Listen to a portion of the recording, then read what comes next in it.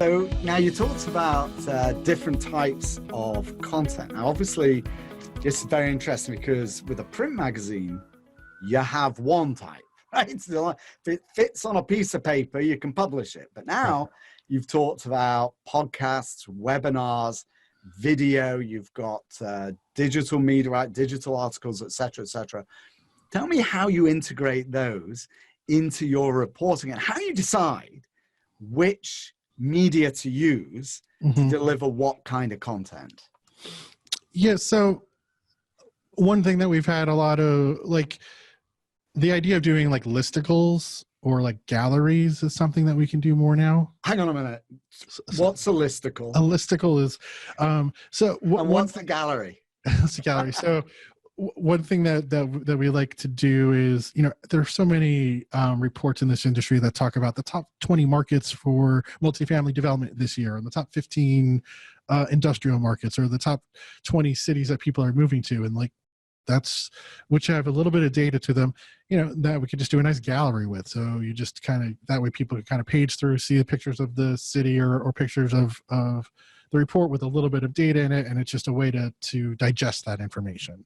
I've always thought that the reason that you did those, now that I know what you're talking about, you click through, is because it is interesting. Oftentimes you kind of want to know like who's in this list. And because it's not on one page, you can't get through it super fast. You have to stay on. I've always struck me that isn't that an SEO strategy to keep people on the website? It definitely plays into it. And yeah, it's also about, you know, generating additional impressions and all that kind of stuff. So I think it's, but generating some extra page views, you know, so yeah, I think it is both, I think, a strategy for building our metrics, but also I think, you know, it's a nicer way to take in that information than if we just put like those list of 20 cities in a text block with like no imagery. You know, that's kind of boring. Right. So I see. Yes, that's interesting point you make there. Yeah, it is actually a nice way of consuming it. Sometimes I find it I just want to see the list. Give me the top 10 on one page. That's all I want to see. Who is it? I would love to find, you know, one thing is like if you ever look at Business Insider, like they have because they do a ton of galleries too, but they do have the capability to like do a single page view so that you can like either page through it or just see all the slides and scroll through it. I would like that functionality. To be honest. Well, I'll tell you what, find me a contact over there. Yeah. I'll do a podcast with him and ask him how he does it, and I'll let you know.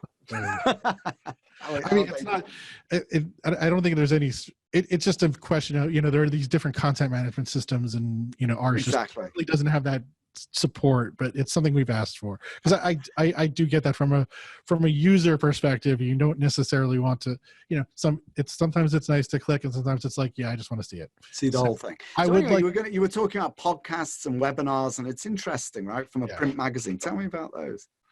You know, and just doing some like more audio and visual formats too. I mean, yeah, it's just about, I think, because sometimes it's also about conversations, right? So it's not, you know, rather than like an article is good, or when you're kind of analysis, you know, if you want 1,000 or 1,500 word piece that's more analytical, you want to sit down and read.